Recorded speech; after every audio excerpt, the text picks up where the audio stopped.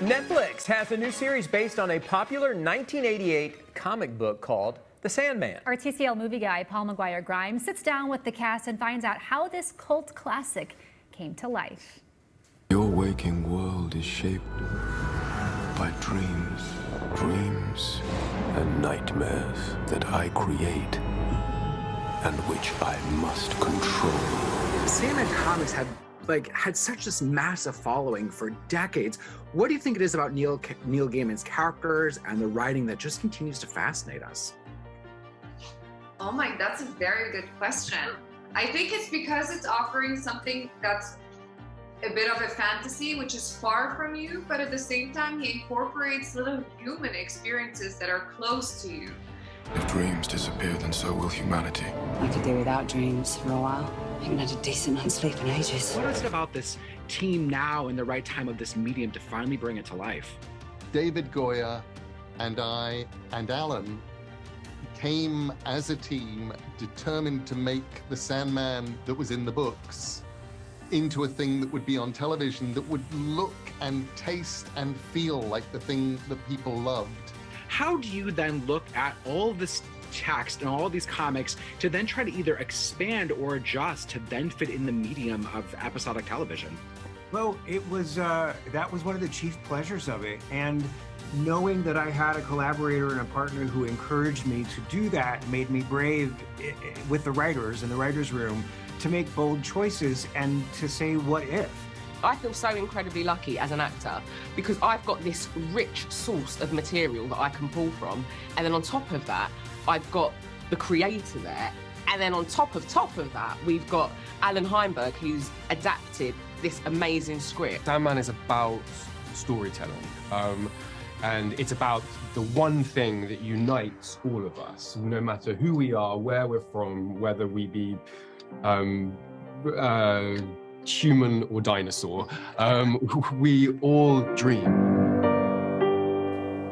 We're going to have Paul's review of The Sandman, as well as 2 new movies you may want to stream this weekend. That's all coming up during Twin Cities Live at 4 TCL. It'll be right back.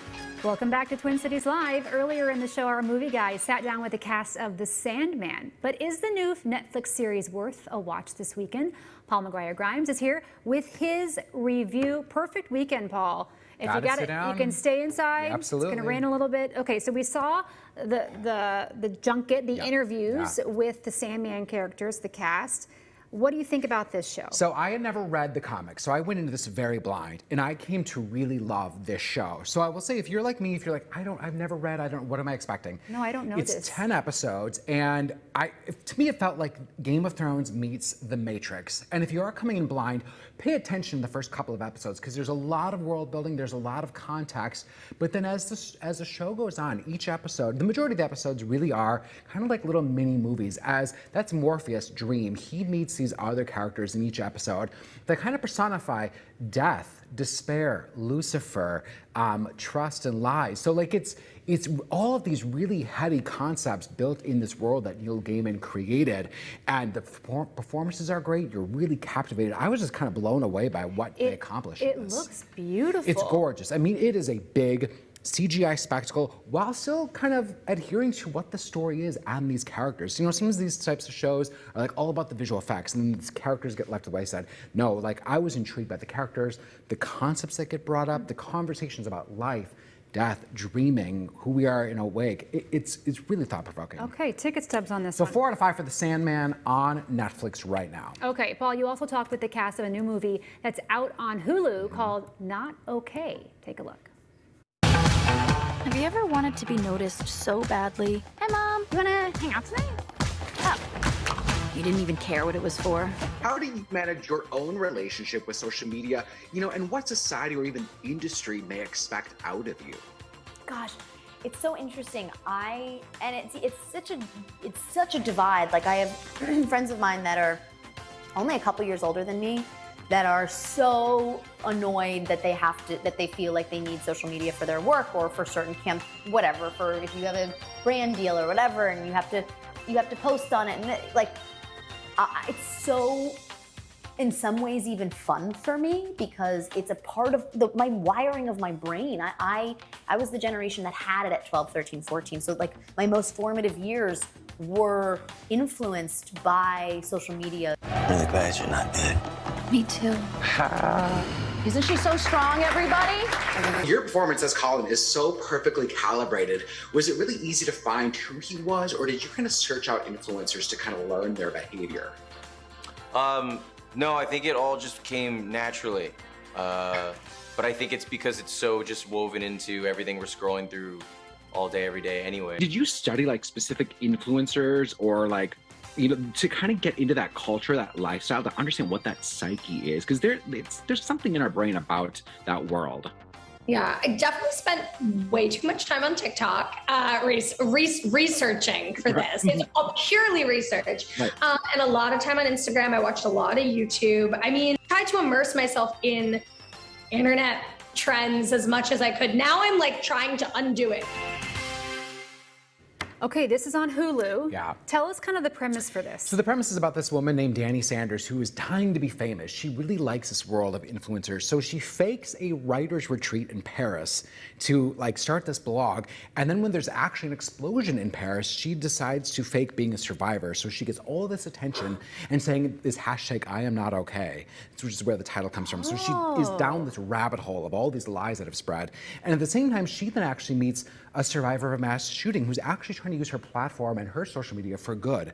So it's really this journey of like, oh, here's how I've screwed up and how can I get out of this mess? Super relevant in our times. Super relevant. And it tells you up front that this character is a not likable female protagonist. So you have to go in knowing that it's kind of cringeworthy, but these two actors, Zoe Deutsch, Dylan O'Brien, know who these two characters are. And you like if you've spent time on social media, you know who they are as well. And you're gonna see them again. Okay, ticket stubs. So 4 out of 5 for Not Okay, it's on Hulu. Okay, finally, Paul had the chance to chat with the voice actors behind a new animated movie on Amazon called Luck. And I love that you're wearing green, and I love that I really one day, and maybe if I ever get a house that's bigger than my apartment, to have that many movies and books behind me. That is insane, and I'm obsessed with that. I'm guessing that you stacked all my films up behind you before we started this. I did do that, but I'm glad you noticed that because I really do like the Cornetto trilogy is so good. Of course, Star Trek, Mission Impossible, fantastic work to me, by the way. Thank you, thank you. You sure have bad luck, Sam Greenfield. Ugh, take that, universe. Do you believe in good luck and bad luck? And has there been a moment in your career where either luck or timing has played a big factor in it? Yeah, I believe in it as a kind of a consequence of circumstance rather than a sort of, kind of force that's actually somehow working on you.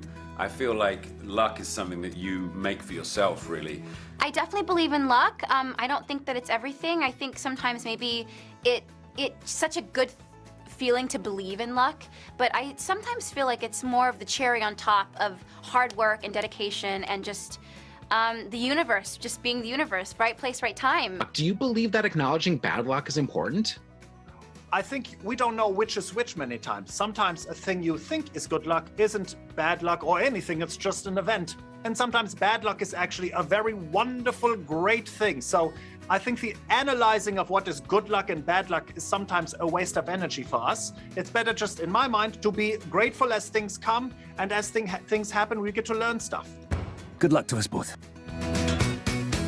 Okay, I'm always looking for something to watch with the girls that maybe both ages will like. This movie, yes? Yeah, I think so. I think that kids will really like this movie. I mean, it's a cute adventure movie, and I think kids will really latch on to who Sam is as a character and just the world. It's called The Land of the Luck, and how these animators brought this world to life is really cool, and it's clever. Kids will find it hysterical. Do you think that the movie is too long? Like, I, as an adult, was like, okay, I'm a little over this storyline. They spent too much time there. There is this subplot about her phasing out of the foster care adoption. I wish they would have kind of gone back to that to talk about that more. That really kind of bookends the movie. But you've got the three of them. You also have Jane Fonda and Whoopi Goldberg do voices in it as well. So I think the kids will be pleasantly surprised and entertained. I think parents will be like, oh, okay. But a little too long. Some popcorn breaks in between? Possibly for the parents. I think kids will be intrigued, but that's all right. Okay, how many ticket stubs? So 3 out of 5 for Luck. It's on Apple TV Plus right now. It's cute. Okay. Paul, you were busy this week. I had a lot going on. You were busy. Thank you so much Thanks for being having here. me. I like your green jacket there for luck. You can visit Paul's website at paulstriptothemovies.com for updates on movies and streaming services. You can also listen to Paul on the Colleen and Bradley Show on My Talk 107.1 every single Friday, or watch him on his YouTube channel, also called Paul's Trip to the Movies. And TCL's Movie Trip is brought to you by Muska Lighting. They've got the latest options for fans, outdoor lighting, and more. The team at Muska Lighting can help you find the right fixture. They have showrooms in Eden Prairie and Roseville. Thanks to Muska Lighting for sponsoring TCL's Movie Trip. Replace old and dated fixtures with a new light and change the look and feel of your home. Our mudroom fixture from Muska Lighting is a total showstopper. We get compliments from everyone who walks through the door. Talk to the experts at Muska Lighting in Roseville and Eden Prairie for help finding the perfect light for you.